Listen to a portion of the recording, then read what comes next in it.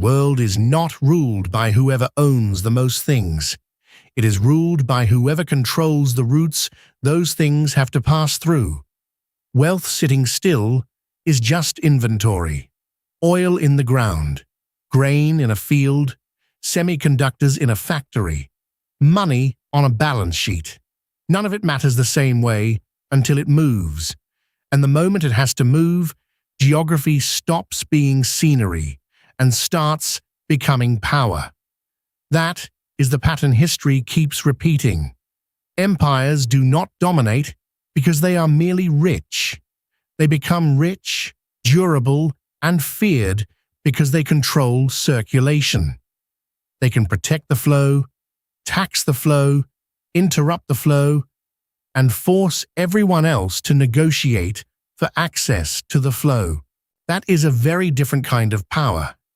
It is quieter than conquest, usually more profitable, and almost always more durable. Welcome to Silk Road economics, where trade, power, and history collide, and nothing is ever as simple as it looks. Production is only half the story. The other half is passage. A country can grow wheat, refine oil, mint silver, or manufacture steel. But if it cannot move those things cheaply, safely, and predictably, someone else will take a cut. Someone else will impose a toll. Someone else will block the route or build a stronger financial center on top of the traffic. That is not a modern problem. It is the oldest problem in the history of organized power.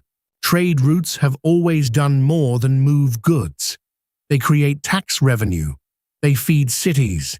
They determine which ports become banks, which merchants become financiers, and which governments can sustain armies in peacetime and supply them in war. A route is never just a road or a sea lane. It is a revenue stream, a military problem, and a political weapon waiting to be used. Look at the numbers. Around 80% of everything traded in the world today moves by sea. Not because we lack alternatives, because nothing else comes close in cost or scale. A single container ship can carry the equivalent of 50,000 trucks worth of cargo. No airplane, no pipeline, no data center can replicate that. The digital economy is real, but it runs on physical infrastructure. And that physical infrastructure is vulnerable in ways that most people never think about until something goes wrong. Consider what your phone actually is. The rare earth minerals inside it come from mines in China. The chips are designed in California and manufactured in Taiwan. The screen components come from South Korea. The assembly happens in Vietnam or India.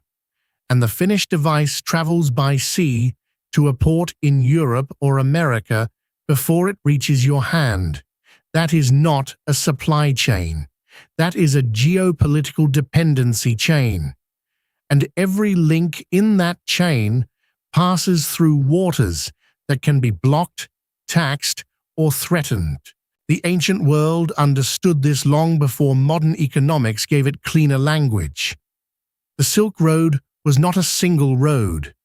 It was a network of routes linking China with the Mediterranean world, carrying silk, spices, precious metals, and ideas across thousands of miles and dozens of kingdoms. The Persian Royal Road, built under Darius I, stretched more than 2,400 kilometers from Susa to the Aegean coast. It was not built for travelers. It was built for control. Messages moved faster. Troops moved faster. Taxes moved faster. And the empire that could move faster than its rivals had an advantage that compounded year after year. Rome grasped the maritime version of the same principle. The Mediterranean was not merely beside the Roman Empire, it was one of the empire's operating systems.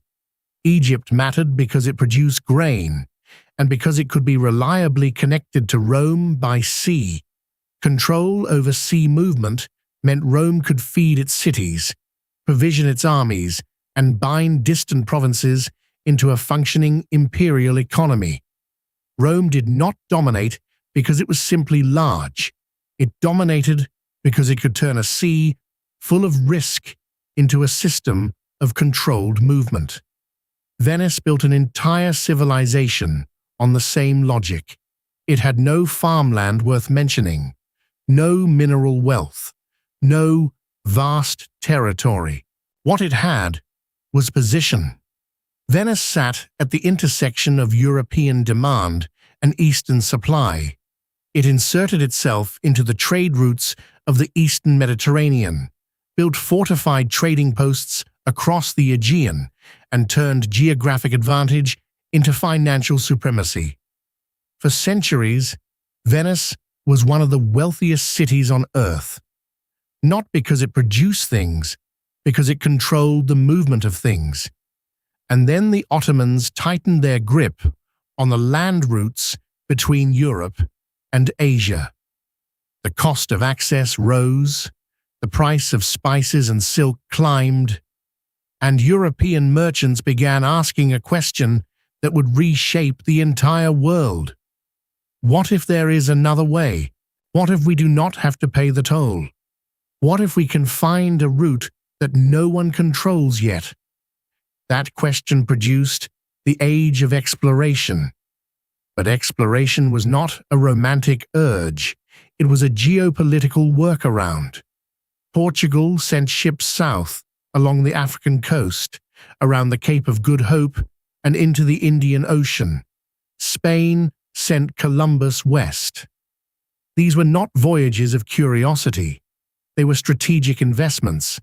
Break the dependency, seize the route, and then charge everyone else for access. The pattern repeated. Portugal fortified the Indian Ocean. The Dutch built the most formidable commercial empire of the 17th century, and Britain took the logic to its highest expression. The Royal Navy did not just fight wars. It connected the empire, defended merchants, protected insurers, and made London the place where the world priced maritime risk. Protecting trade routes made merchants bolder. Bolder merchants created larger trade. Larger trade created deeper finance. Deeper finance funded a stronger navy, and a stronger navy protected more trade routes. That is not a side effect of empire. That is how empire becomes self-reinforcing. The Suez Canal, completed in 1869, compressed the geography of British power even further. It cut the sailing distance between Britain and India dramatically. It turned a theoretical advantage into a practical one. Britain ruled not just because it manufactured things. It ruled because it controlled how the world moved them. Now consider what happened on a Tuesday morning in March 2021. A container ship called the Ever Given ran aground in the Suez Canal. A single ship, one vessel. It blocked the canal for 6 days. During those 6 days, an estimated $54 billion worth of global trade was delayed or rerouted every single day. 6 days, $54 billion per day. That is not an argument about geography. That is geography making its own argument. In late 2023, Houthi militants in Yemen began attacking commercial ships passing through the Red Sea.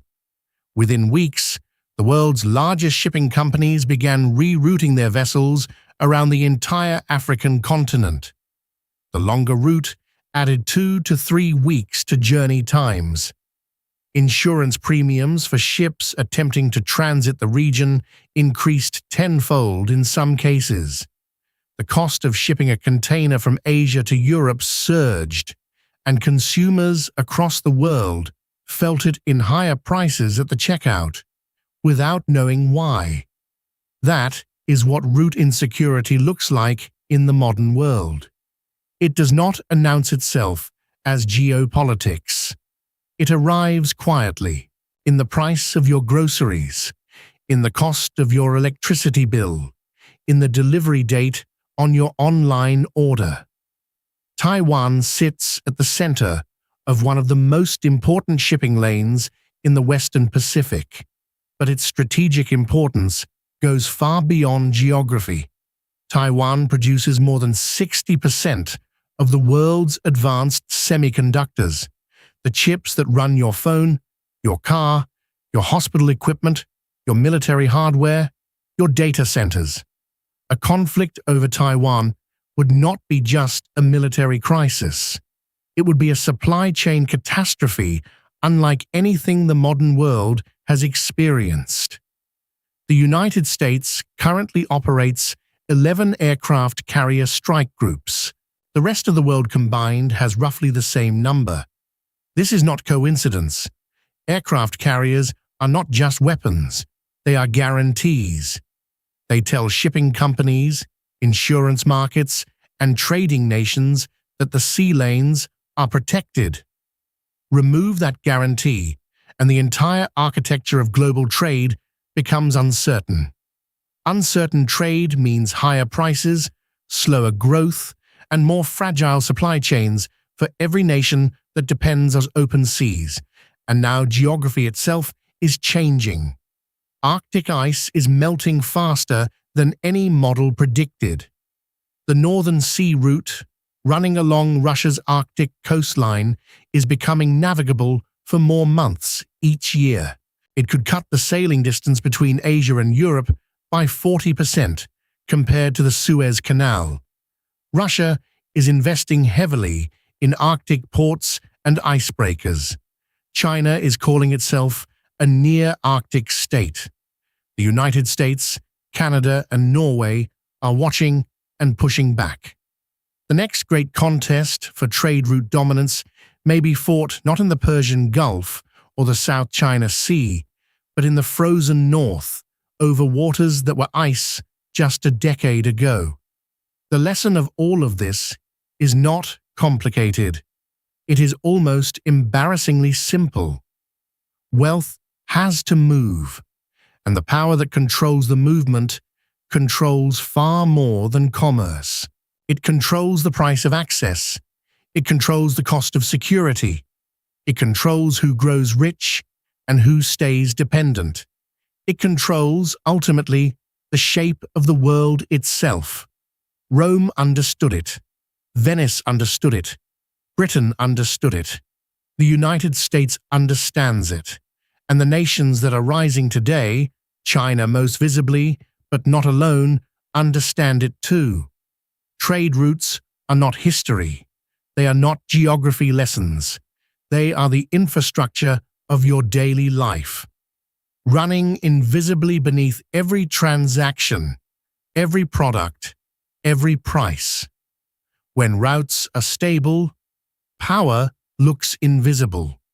When routes are threatened, power becomes very obvious, very fast.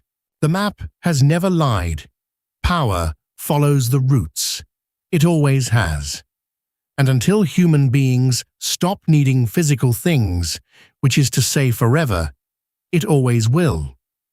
If this gave you a different way of seeing the world, subscribe to Silk Road Economics.